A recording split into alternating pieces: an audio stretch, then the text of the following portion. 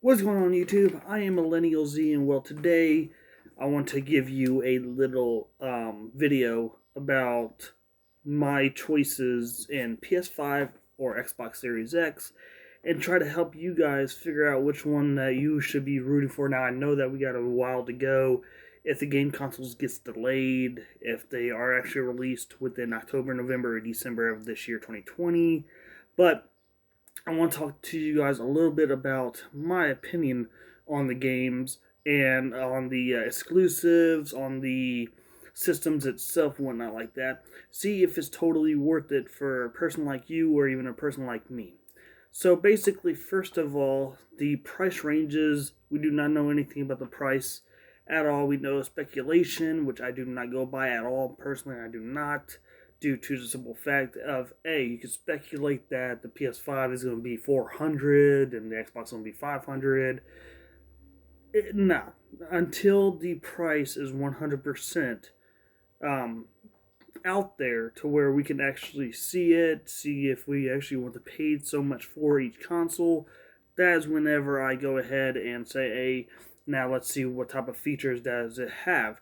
Like, basically, I used to be a PC gamer back in the day. Not back in the day, like maybe 2 3 years ago, I was a PC gamer, and it was actually pretty damn cool. Now I spent approximately like around $1,200 to $1,500 over the course of about 3 years in order to build my PC the way I wanted to. Of course, I had me a full time job to support it, blah blah blah. But I did actually build the computer the way I wanted to. I actually bought it off of CyberPower PC, um, off of Amazon, and it was an okay thing. The graphics unit it was pretty trash. It was only like 2 gigabytes, which I at least needed maybe four. So I upgraded to a 6 gigabyte that, and then I upgraded my RAM to 16. Blah blah blah. And I'm trying to explain this because the PC, you can spend a lot of money on it and get almost the same result.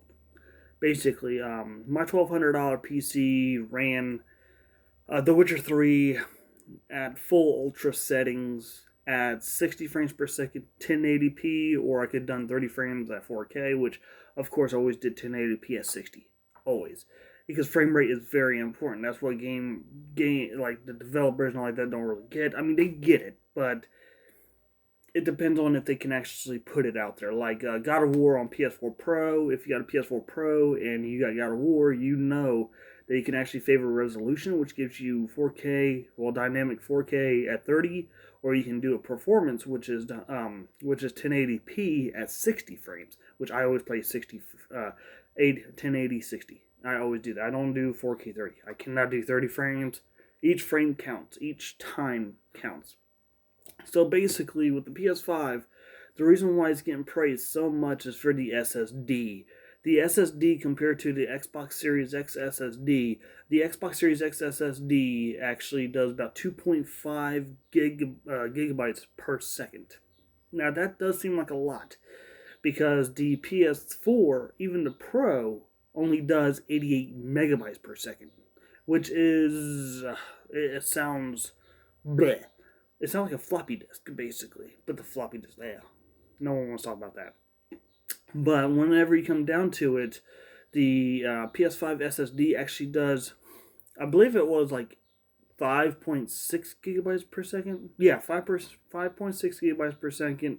And the Xbox Series X does about 2.5 gigabytes per second, which is not bad. It's a lot more than what it usually is, but it's still bad because with what the hard drive and the RAM like that is for, now the PS5 will actually be able to use the SSD as virtual RAM, which means that they'll actually be able to store what they need to do on the SSD to make sure it loads faster, since the SSD can be virtualized RAM.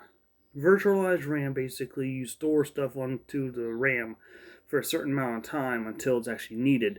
Then it's already loaded up and then pushes it straight to the console and done. You got all your stuff loaded up, just like Spider-Man. If you've played the exclusive Spider-Man, now I run on an SSD myself. My PS4 does.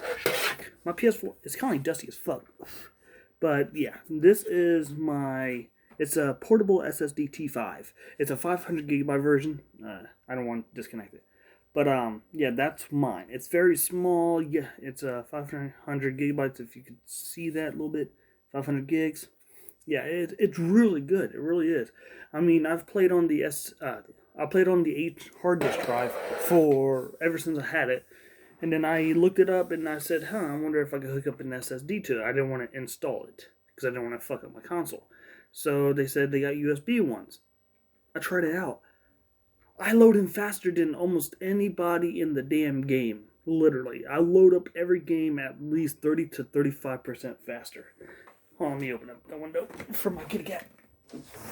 She likes listening to the birdies. Go ahead. So basically, I just did that so you didn't hear any birds or anything like that, but she wants it, so she's up there.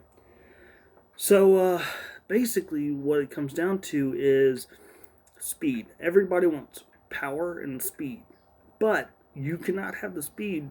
You cannot have the power without the speed. Why? Because if you're running into loading times, it's going to be breaking the immersion 100%. I've never played a game to where, hey, let's go ahead and, like Grand Theft Auto, for an example, Grand Theft Auto 5, where it goes into the sky, and then you gotta wait for like fucking 20 minutes. It breaks the immersion. By the time you get down there, hey, guess what? Let's blow you up. Let's run you over. It breaks the immersion. Now, if it was basically to where it zooms down immediately, that'd be great. But the Xbox Series X is lacking in the SSD speed area.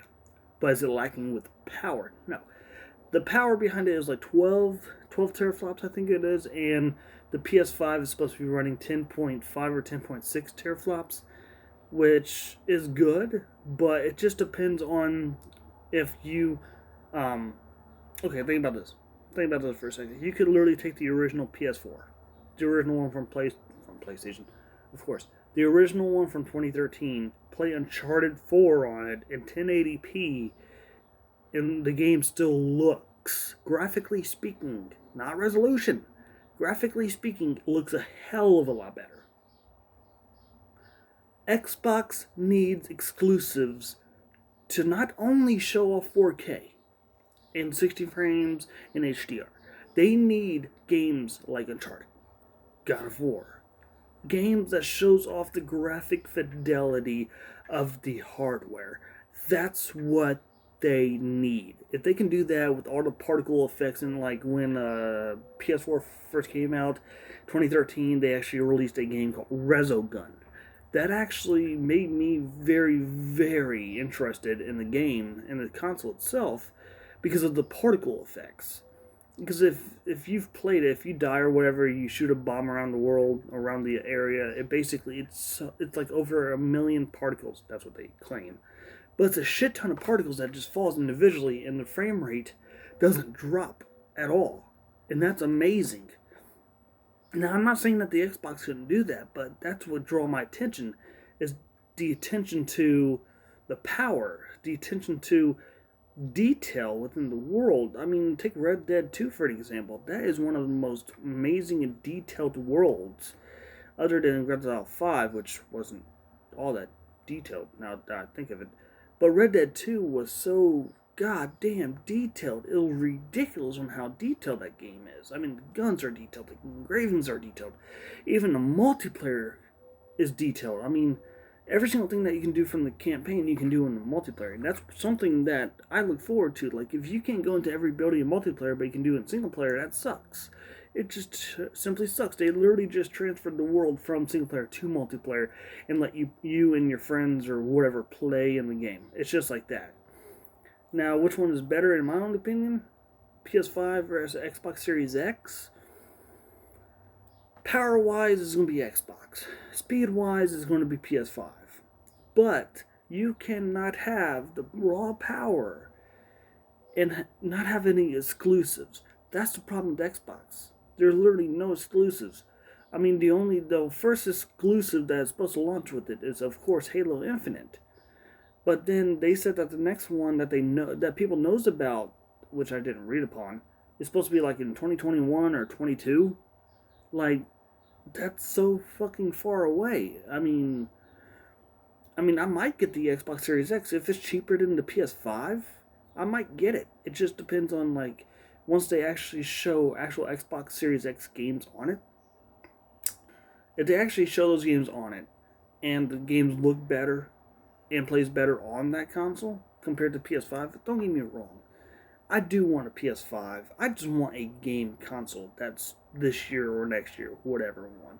I do want these game consoles to come out. I do want that more power. I want the more speed.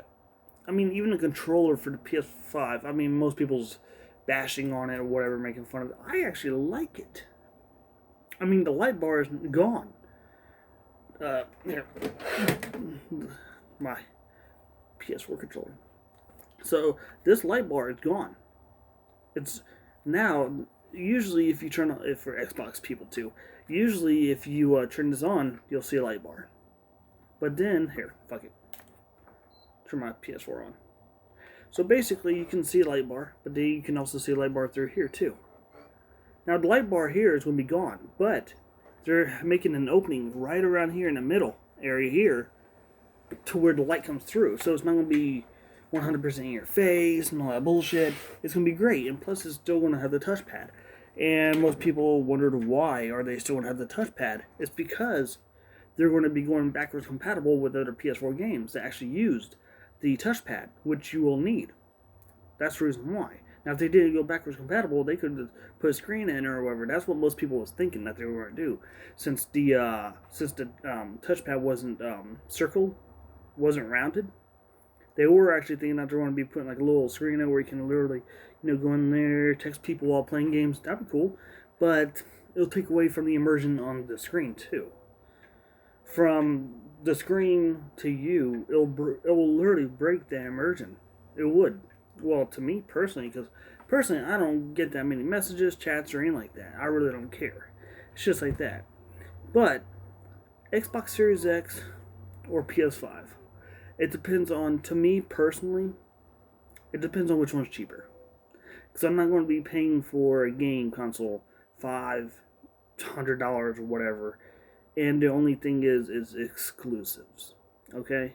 I want a game console that can actually play a lot more better. Like me, right now, if I had enough money, right now, I would most definitely trade in my PS4. Just to get my, just to get an Xbox One X. Because it's cheaper. Not the X. I'm saying the services. The service in the long run, because the initial price, you buy a console, that's done. Now you just got to worry about every month, every year. That's going to be like basically your biggest investment is purchasing the console. But in the long run, you're going to have to look at like PS Now, PlayStation Plus, all your streaming services. Xbox is $15 a month for Xbox Game Pass and for the Xbox Live. That's all you need, really. And then if you got a Netflix account all like that, that's great. PS Now is $10. PlayStation Plus is $10 also. Then you've got EA Access and all these other streaming services. It's not going to be worth it, really, because PS5 will be more. It's going to be it's going to be a service-based console. That's basically what people thought it says it's going to be. It's going to be a service-based console. Pretty much what every game is nowadays, which sucks. But that's it. So my thing is, whatever game console is pretty much cheaper, I'll most likely go with. It's just like that. So I'm hoping it's going to be the Xbox, actually, because it is going to be a lot more powerful. But as long as the SSD in it can actually hold up to the PS5, it'll be great. Anyways, thank you very much for watching. Please rate, comment, hit that subscribe button, hit that notification bell to let you know when I go on a video next. And I will be sure to make another video soon. Thank you very much for watching. Peace.